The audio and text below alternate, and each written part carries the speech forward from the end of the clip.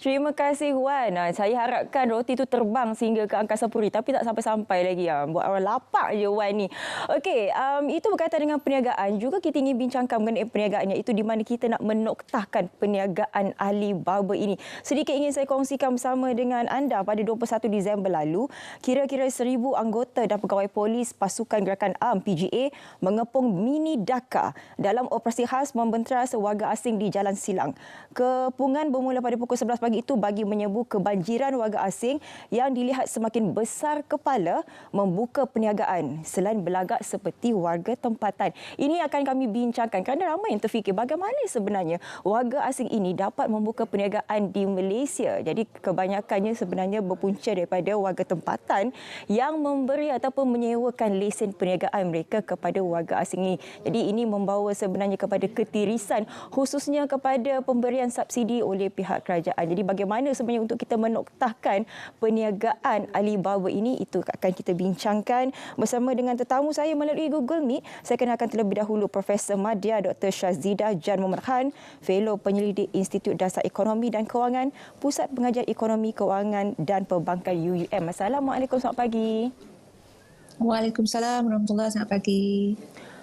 Okey, doktor, kalau kita nak bincangkan mengenai perniagaan Alibaba ini bukan satu perkara yang baru. Cuma kalau kita melihat betapa tegasnya YB Rafizi sebenarnya ingin menoktahkan perniagaan Alibaba ini. Tapi mungkin untuk berikan sedikit pemahaman kepada para penonton, bagaimana sebenarnya Alibaba ini atau perniagaan Alibaba ini boleh merosakkan ekosistem ekonomi secara keseluruhannya, doktor? Doktor? Okay, thank you Syafiqah. Amalan perniagaan tak saya? Boleh dengar saya? Ya, doktor. Dengar tak? Doktor boleh dengarkan? Syafiqah boleh dengar saya? Boleh. Silakan, doktor. Okey, perniagaan boleh saya boleh dengar? Ya, silakan, doktor. Okey. Perniagaan Alibaba ni macam Syafiqah bagi tahu tadi bukan baru, bukanlah satu perkara yang baru. Dan benda ni dah berlarutan yang agak lama. Kalau kita pergi balik 10 tahun, 20 tahun yang dulu juga pernah banyak kali dibincangkan berkaitan dengan perniagaan Alibaba. Cuma dulunya perniagaan Alibaba ni melibatkan pemberian lesen ataupun sewaan lesen antara kontraktor, tender, permit lesen tempatan dengan tempatan. Okey. Tapi yang membimbangkan kita sejak kebelakangan ini, penyewaan lesen, penggunaan lesen ini juga disewakan kepada mereka yang kita katakan warga asing, di mana mereka ni tidak layak dan sepatutnya tidak mempunyai hak untuk menjalankan perniagaan tersebut. Jadi ini merupakan satu masalah ataupun satu budaya yang amat membimbangkan. Kalau kita tengok secara keseluruhan, hasil daripada pengambilan pekerja asing ke dalam negara bagi memenuhi keperluan pekerjaan dalam sektor-sektor tertentu ini juga secara tidak langsung sebenarnya menyebabkan pengeluaran keluar wang yang begitu banyak. Pada tahun 2022 saja Bank Negara pernah menyatakan bahawa hampir lebih 28 bilion duit keluar daripada Malaysia. Hasil daripada mereka yang datang bekerja, itu bekerja secara sah, ada juga yang bekerja tidak secara sah. Dan sekarang ni kita lihat mereka juga secara tidak langsung diberi hak-hak yang tidak sepatutnya. Contohnya, kita membenarkan lesen kita diguna pakai oleh mereka sedangkan mereka tidak layak dan tidak mempunyai hak. Malah visa-visa yang mereka ada juga tidak membenarkan mereka terlibat dalam perniagaan-perniagaan, terutama sekali perniagaan peruncitan. Dan kalau kita lihat baru ni juga ada dinyatakan bahawa hasil daripada amalan perniagaan Alibaba ni melibatkan kehilangan lebih daripada 1% daripada KDNK kita, melibatkan 18 bilion. So perkataan yang kita sebut ini semua Syafiqah adalah perkataan bilion. Bayangkan kalau duit itu kita dapat kumpulkan dan kembalikan ke dalam ekonomi kita. Of course lebih banyak perkara yang kita boleh lakukan untuk membantu menambah baik ekonomi kita. So setengah kita lihat ini adalah jalan mudah untuk peniaga mencari pendapatan, tapi sebenarnya dari segi jangka masa pendek maupun jangka masa panjang ini merugikan kita sebab kita membenarkan ekonomi kita berjalan tetapi bukan menjadi hak kita. Dan tambahan pula bila baru-baru ini kita dikejutkan dengan kewujudan kawasan-kawasan tertentu di mana mereka menggunakan lesen selain daripada berniaga malah membentuk kawasan mereka sendiri, dan ini juga boleh menimbulkan rasa ketidakselesaan atas kesejahteraan ekonomi, masalah sosioekonomi, malah dia juga boleh mengganggu gugat dari segi sektor-sektor lain, contohnya sektor pelancongan. Kita nak supaya peniaga kita dapat melambangkan Malaysia itu, tapi kalau kita membenarkan ini berlarutan, mungkin lambang kita itu hilang, dilute begitu saja, dan juga menakutkan juga sekiranya ini kita biarkan ada antara mereka yang menyalahgunakan pemberian, contohnya prihatin, program-program prihatin digunakan juga, dan lesen yang kita bagi pula kepada orang asing.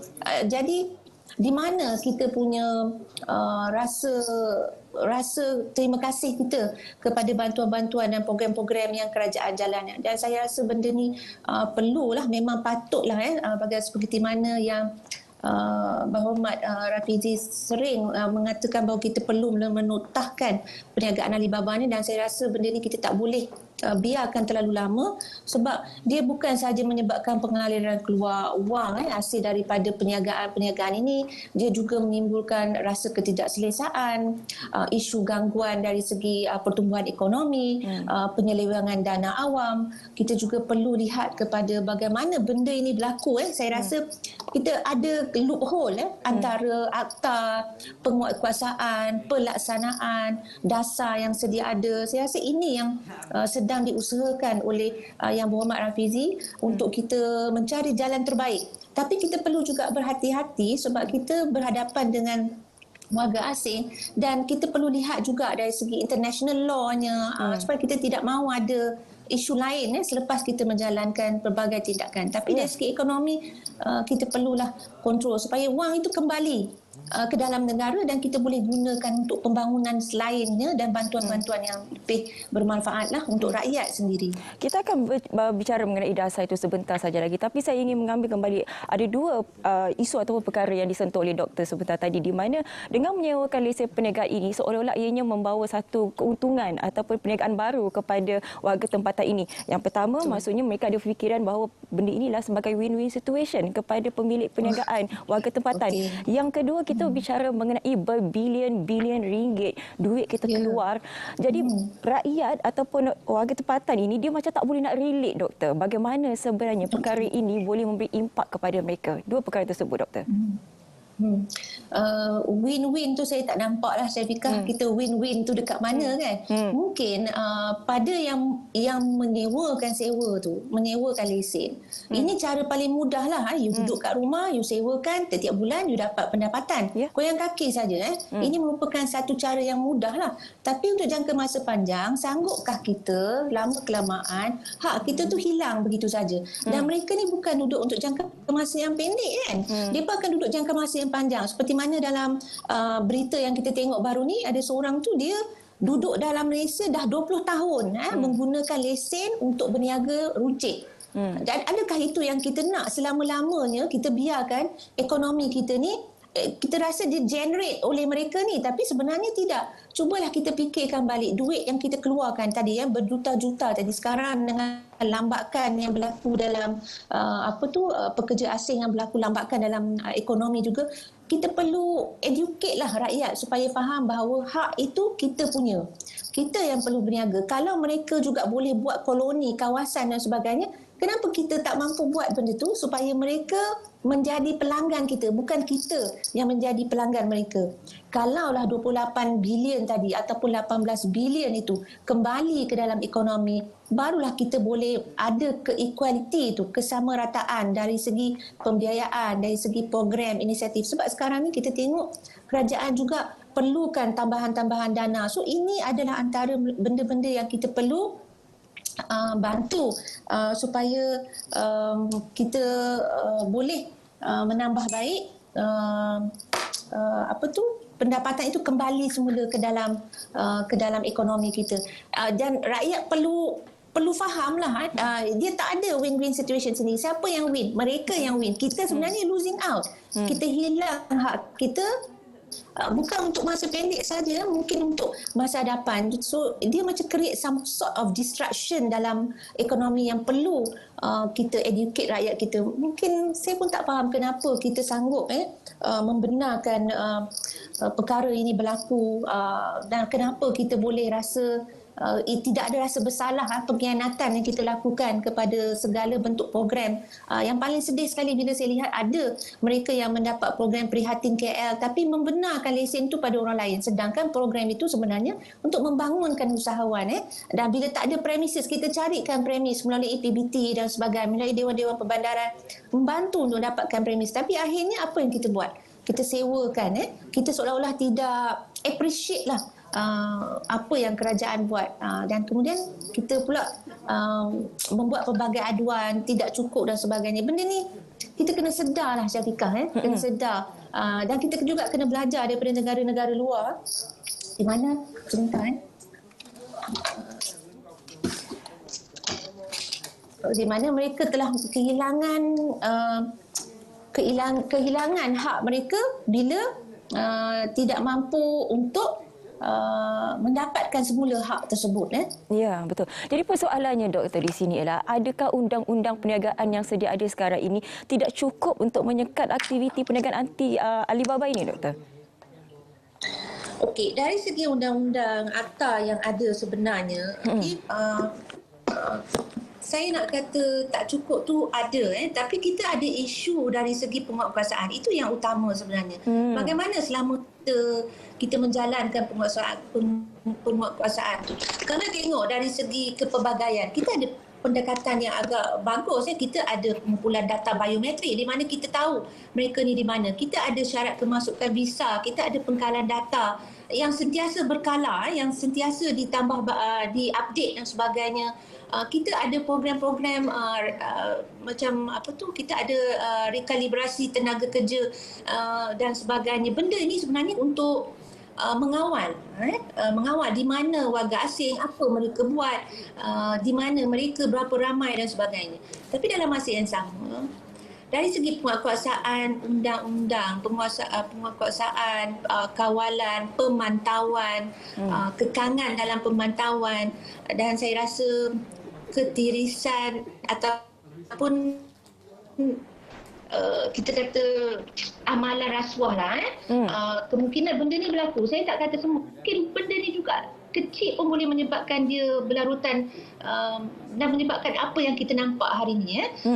So pelaksanaan undang-undang telah ada, mungkin perlu ditambah baik, diperkemaskinikan. Dalam masa yang sama kita perlu mendapat kerjasama yang baik dan semua pihak, bukan sahaja masyarakat Syafiqah yang kena faham benda ni, tetapi semua pihak termasuk NGO, pendaftaran syarikat, pihak pelaksana penguatkuasa, mereka perlu faham kenapa benda ni kita perlu stop. Kita kena noktahkan kenapa mereka tidak boleh lagi beri leeway lah dalam benda ni. Kadang-kadang Syafiqah tak heran ke bila mereka nak melakukan sesuatu operasi, belum operasi dijalankan, mereka dah boleh bersiap sedia lah. Kan? Jadi so itu juga perlu dilihat kenapa maklumat tersebut boleh bocor dan mereka boleh ready di premis masing-masing, kan? Itu Doktor. Seolah macam satu pekerja. Ya, itu yang akan saya tanya selepas ini. Sebab secara realistiknya, mampukah untuk kita menoktahkan budaya ini? Sebab tadi pun Doktor dah kata, ini bukan budaya baru. Dah pun berlaku 20-30 berdekad yang lalu sebenarnya. Dan juga perkara ini, dia melibatkan pelbagai lapisan. Jadi, realistiknya, mampukah kita noktahkan, Doktor? Untuk jangka masa yang terdekat ni, dengan apa yang kerajaan cuba lakukan, mungkin perlahan-lahan lah. Dia tak boleh berlaku dalam tempoh semalaman. Kadang-kadang kita berharap satu-satu polisi dasar akta ni akan mengubah keadaan itu dalam masa yang singkat. Dia perlukan masa. Kita bagi peluang masa perubahan. Jadi berperingkat-peringkat memakan masa yang lama, tapi tidak mustahil Syafiqah kalau kita bersama, pihak kerajaannya, penguatkuasanya, pendaftarannya, kita sebagai rakyat juga bersama. Kita tak boleh tunggu dan lihat dah sekarang ni, kita kena segera. Kita tak nak jadi seperti sebuah negara, kita pergi negara-negara tersebut, kita dapati kesemuanya Semuanya adalah warga asing yang berniaga. So, kita tak nak. Malaysia ni tak adalah besar mana kan. Kita tak adalah besar negara-negara lain. Tapi dia perlu kerjasama dan saya rasa benda ni tidak mustahil sekiranya kita dapat melaksanakan tindakan tersebut dengan lebih komprehensif, dengan lebih terkoordinasi daripada awal kemasukan pekerja tersebut, daripada penguatkuasaan PBT, penguatkuasaan Dewan-Dewan Perbandaran, majlis-majlis perbandaran, bukan sahaja di Kuala Lumpur, malah keseluruhan negara. Dan kita perlu educate rakyat secara berterusan tentang kenapa benda ini perlu kita noktahkan dan apakah kesannya kepada kita pada masa sekarang, kesannya kepada generasi yang akan datang dan juga kesannya kepada perniagaan itu sendiri dan seterusnya kepada ekonomi secara keseluruhan. Apa pun kita perlu menyokong sepenuhnya lah apa yang kerajaan ingin jalankan. Kalau tidak, dia jadi macam sebelah pihak saja yang berusaha untuk menangani masalah ini, sedangkan kita di pihak pelaksana, penguatkuasa, masyarakat, pemilik perniagaan tidak mahu berubah. So dia tak ada keseimbangan dalam pelaksanaan tersebut. Ini akan menyukarkan perubahan, tapi tidak mustahil sekiranya ini dapat dilakukan. Doktor, sedikit cadangan daripada doktor kerana sekarang ini kerajaan sedang merangka dasar anti Alibaba ini. Jadi mungkin cadangan agar tiada loophole dalam dasar ini, doktor? Tiada loophole, payah kalau boleh. tiada loophole. Satu benda yang sebab kita berhadapan dengan human being, dengan manusia kan. Dan kita mempunyai tekanan, kita mempunyai kekangan, terutama dalam keadaan ekonomi yang begitu menekan sekarang ini. Kadang-kadang tindakan itu kita tak di luar fikiran kita, kenapa dia sanggup buat sebegitu. Jadi loophole saya nak kata, kita nak kena elak benda ni, dia balik kepada individu. Walaupun saya rasa kita cuba sebaiknya, saya faham kerajaan telah cuba sebaiknya mewawarkan bahawa kita perlu meningkatkan integriti dalam menjalankan pekerjaan, kita perlu memerangi rasuah dan sebagainya. Akhirnya balik kepada kita lah, Tapi satulah bila kita buat penalti, misalnya mungkin dalam undang-undang ini akan ada penalti yang akan dijalankan kepada peniaga yang menjalankan perniagaan, kepada mereka yang memberi lesen. Tapi saya rasa kemungkinan kita perlu fikirkan juga, mungkin penguatkuasa itu juga akan dikenakan penalti supaya mereka sedar, supaya mereka tahu jika ini berlaku, maknanya akan ada kecuaian di peringkat pelaksana penguasaan dan pemantauan. Kemungkinan boleh dipikirkan supaya kita menyedarkan setiap proses itu, dan kita tak nak kita menyalahkan peniaga saja, kita menyalahkan peniaga saja. Kita juga perlu cari ikan-ikan bilis ni, antara jerung-jerung ni, siapa mereka. Dan kita juga kena ingat, Syafiqah, dalam dunia perniagaan warga asing ni, mereka juga ada sokongan yang kuat di belakang daripada mereka yang mempunyai kemampuan kewangan. Diorang ni juga kita kena cari. Kita tak boleh biarkan. Kalau tidak, kita ambil yang kecil-kecil, yang besar-besar tu masih terlepas. Tapi saya rasa we need to penalize those yang pemberi lesen, yang menggunakan lesen, yang menyewakan lesen. So mungkin dari segi penalizing ini akan menyedarkan dan akan memberi sedikit rasa nak katakan takut tu tidaklah, tapi memberi sedikit rasa tidak akan mahu melakukannya sebab mereka juga didenda kan, kerana seolah-olah kecuaian itu berlaku di kalangan mereka sendiri. Ya.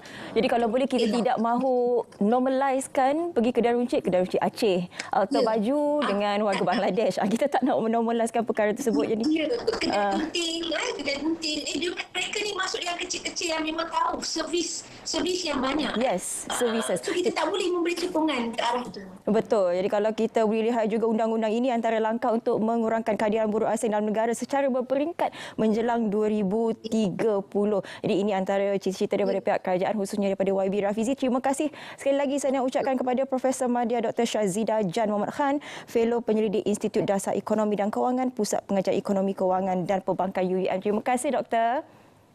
Terima kasih sama-sama, Syafiqah. Okey. Assalamualaikum. Waalaikumsalam warahmatullahi. Input yang sangat baik saya rasa daripada doktor berkaitan dengan perniagaan Alibaba boleh membuka mata kepada anda semua apakah sebenarnya aktiviti yang dijalankan oleh warga asing ini dan bagaimana sebenarnya mereka mendapatkan lesen perniagaan. Okey, seterusnya kita nak ke cerita pagi Labuan untuk kita melihat bagaimana sebenarnya aktiviti glamping di sana. Terus saja bersama dengan Haji Jack, silakan.